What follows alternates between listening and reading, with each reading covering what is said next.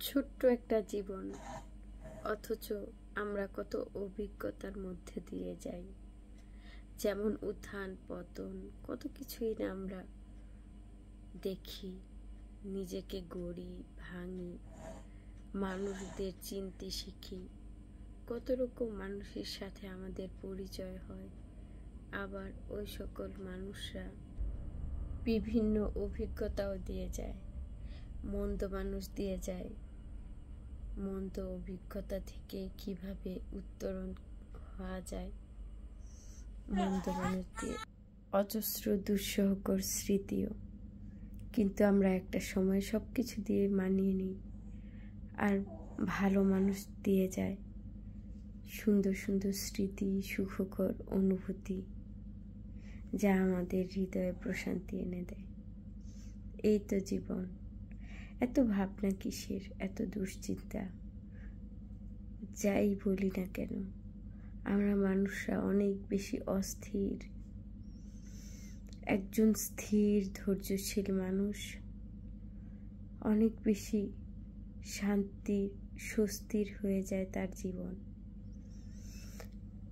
যার যত বেশি তার রবের প্রতি বিশ্বাস, তার জীবনটা তত বেশি স্বস্তির হয়ে যায়। আর যে মানুষ অন্য মানুষের উপর নির্ভর করে বাঁচতে চায়, অন্য মানুষের ওপর সর্বদা নির্ভরতা, চাওয়া পাওয়া, প্রত্যাশা বাড়িয়ে দেয়, তার কষ্টগুলো হয় দ্বিগুণ। কারণ মানুষ তার নিজেরটা দেখে, নিজের প্রয়োজনটা দেখে। প্রতিনিয়ত আমরা এক একটা পরিস্থিতি থেকে শিখতে থাকি। আমাদের অভিজ্ঞতাগুলো আমাদের ভবিষ্যতে বিভিন্ন পর্যায়ে কাজে দেয়। আমাদের যারা বুজুর্গ, তাদের সাথে আমরা অনেক সময় অনেক গল্প করি, অনেক কিছু শিখতে পারি তাদের জীবনের অভিজ্ঞতা থেকে। তারা তাদের সমস্যাগুলো কিভাবে উত্তরণ করেছিল। আমাদের ক্ষেত্রে আমাদের সমস্যাগুলো পার করতে হয় ব্যতিক্রম। কারণ যুগ বদলেছে, এখন মানুষ অনেক বেশি অস্থির। সবাই শুধু আমার আমার আমার আমারে ব্যস্ত, শুধু নিজেরটাই লাগবে, পাশের মানুষটার কথা কেউ ভাবে না। সব কিছুই যে এখন মূল্যায়িত হয় টাকার নির্বাচনে। এখন সম্পর্ক নির্বাচিত হয় টাকার ওজনে।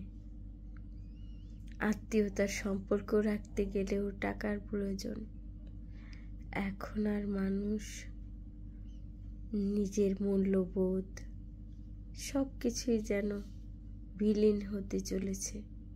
আগের সেই সুখকর সুন্দর সময়টা যেন হারিয়ে যাচ্ছে।